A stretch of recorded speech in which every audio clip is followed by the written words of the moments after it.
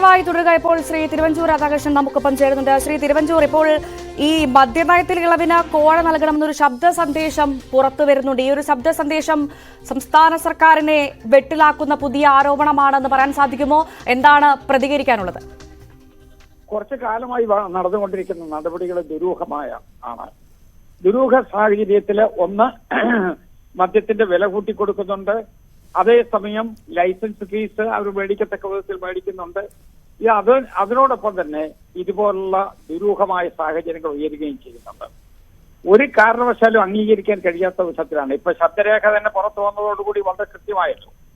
അതിനെയെല്ലാം നിഷേധിച്ചുകൊണ്ട് മറുഭാഗത്തു നിന്ന് വാദഗതികൾ വരും എന്നുള്ള കാര്യത്തിൽ ഒരു തർക്കമില്ല.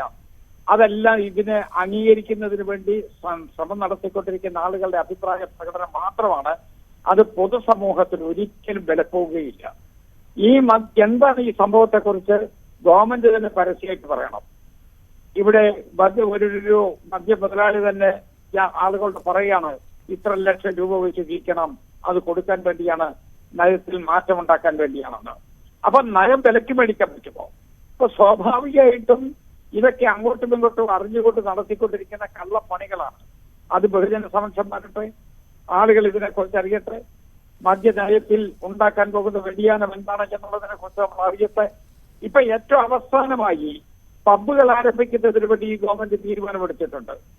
സബ്ജക്ട് കമ്മിറ്റിയെ പോലും ബൈപ്പാസ് ചെയ്തുകൊണ്ട് അവരുടെ ഭൂരിപക്ഷം വെച്ചുകൊണ്ട് ആ നടപടിയിലേക്ക് പോകുന്നതിന് വേണ്ടിയുള്ള വാർത്തകളാണ് ഇന്നലെയും മിനിയാന്നുമായി വന്നിരിക്കുന്നത്.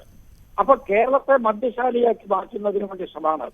ഇവിടെ ഏതാണ്ട് 1000-ഓളം വരുന്ന ബാറുകൾ അനുവദിച്ചു കഴിഞ്ഞു.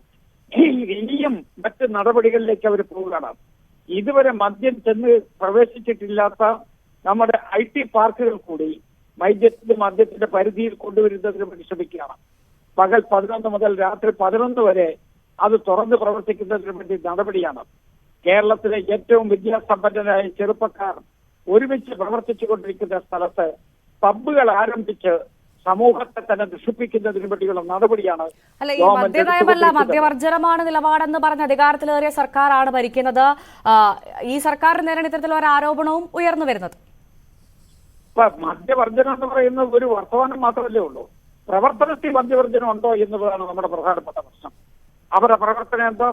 ഈ ഗവൺമെന്റ് അധികാരത്തിൽ വന്നതിന് ശേഷം എടുത്തിരിക്കുന്ന ഏതെങ്കിലും ഒരു നടപടി മദ്യവർജനത്തിന് അനുകൂലമായിട്ടുള്ളതാണോ? ഒന്നുമല്ല. വർത്തമാനം പറയുമ്പോ മാധ്യമങ്ങളെ കാണുമ്പോൾ മദ്യവർജനമാണ് എന്ന് പറയും. പക്ഷേ ഫലത്തിൽ ഫയലുകളിലൂടെ ഒഴുകിക്കൊണ്ടിരിക്കുന്ന മദ്യമാണ് എന്നുള്ള സത്യം എല്ലാവർക്കും അറിയാവുന്നതാണ്. ഈ രൂപം ജനങ്ങളുടെ മുമ്പിലുണ്ട്. ഇത് ഇരട്ടത്താപ്പാണ്. ഇതിനെതിരായിട്ട് ജനങ്ങൾ ഒരുമിച്ച് പ്രതികരിക്കണം. ശ്രീ തിരുവഞ്ചൂർ, ഈ തെരഞ്ഞെടുപ്പ് വേളയിലാണ്, തിരഞ്ഞെടുപ്പ് കാലത്താണ് ഇത്തരത്തിലൊരു ആരോപണം ഉയരുന്നത്. ഇത് ഇടത് സർക്കാരിനെ സംശയത്തിലാക്കുമോ? സർക്കാർ മറുപടി പറയേണ്ടി വരുമ്പോ? അതോടൊപ്പം ഒരു ചോദ്യം കൂടി, എന്തായിരിക്കും ഇനിയുള്ള പ്രതിപക്ഷത്തിന്റെ നീക്കം? ആദ്യം ഈ ഗവൺമെന്റ് മറുപടി പറയട്ടെ. ഗവൺമെന്റ് അവരാണ് റിപ്ലൈ പറയട്ടെ. അവർ റിപ്ലൈ പറയട്ടെ. എങ്ങനെയാണ് ഇത് വന്നത് എന്ന് അവർ പറയട്ടെ. അല്ലെങ്കിൽ ഇങ്ങനെ ഗവൺമെന്റ് ലൈസൻസ് മാറ്റുന്നതിന് വേണ്ടി നടപടിയെടുത്ത ആളിനെ അറസ്റ്റ് ചെയ്യട്ടെ. അതിനുള്ള നടപടികൾ എന്തെങ്കിലും കൊണ്ടുപോകട്ടെ. ഇവർ നിരപരാധികളാണെങ്കിൽ അങ്ങനെ ഒരു നടപടിയിലേക്ക് പോകട്ടെ. അപ്പോ ഗവൺമെന്റിന്റെ ഭാഗത്താണ് ഇനിയുള്ള നീക്കം നടത്തേണ്ടത്. ആ നീക്കം എന്തായാലും ശരി പോസിറ്റീവ് അല്ലെങ്കിൽ ജനങ്ങൾ സ്വാഭാവികമായും പ്രതികരിക്കും. അപ്പോൾ സർക്കാരിന്റെ പ്രതികരണത്തിന് ശേഷം മാത്രമേ കോൺഗ്രസിന്റെ പ്രതിപക്ഷത്തിന്റെ ഒരു ഇടപെടൽ ഉണ്ടാവുള്ളൂ എന്നാണ് അഭിപ്രായം പറഞ്ഞല്ലോ.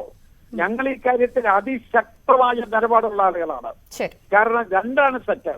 ഒന്ന്, മദ്യം ഒഴുക്കുന്നതിന് വേണ്ടിയുള്ള നടപടി. രണ്ട്, ഏറ്റവും വലിയ അഴിമതി കേസ്. അത് രണ്ടും കൂടി ഒരുമിച്ചാണ് ഒരു ഭൂതം പോലെ പുറത്തിറങ്ങി വരുന്നത്. അത് ജനങ്ങളുടെ മുമ്പിൽ എത്തിയിരിക്കുകയാണ്. അതുകൊണ്ടാണ് ഞാൻ പറഞ്ഞത്, ഗവൺമെന്റ് സൈലന്റായി എല്ലാ കാര്യത്തിലും സൈലന്റായി ഇരിക്കുന്ന ഒരു തനി സ്വഭാവമുണ്ട്, സാധാരണ സ്വഭാവം. ഈ കാര്യത്തിനകത്ത് ആരാണ് പണം മേടിച്ചത്, ആരാണ് കളക്ട് ചെയ്യാൻ പറഞ്ഞത്, ആരുടെ കയ്യിലാണ് പണം ഏൽപ്പിച്ചത്, ഈ സത്യങ്ങളൊക്കെ പുറത്തു വരട്ടെ. അതിനുവേണ്ടിയാണ് ഞങ്ങൾ ശ്രമിക്കുന്നത്. തീർച്ചയായും. വളരെയധികം നന്ദി ശ്രീ തിരുവഞ്ചൂർ രാധാകൃഷ്ണൻ ഈ അവസരത്തിൽ.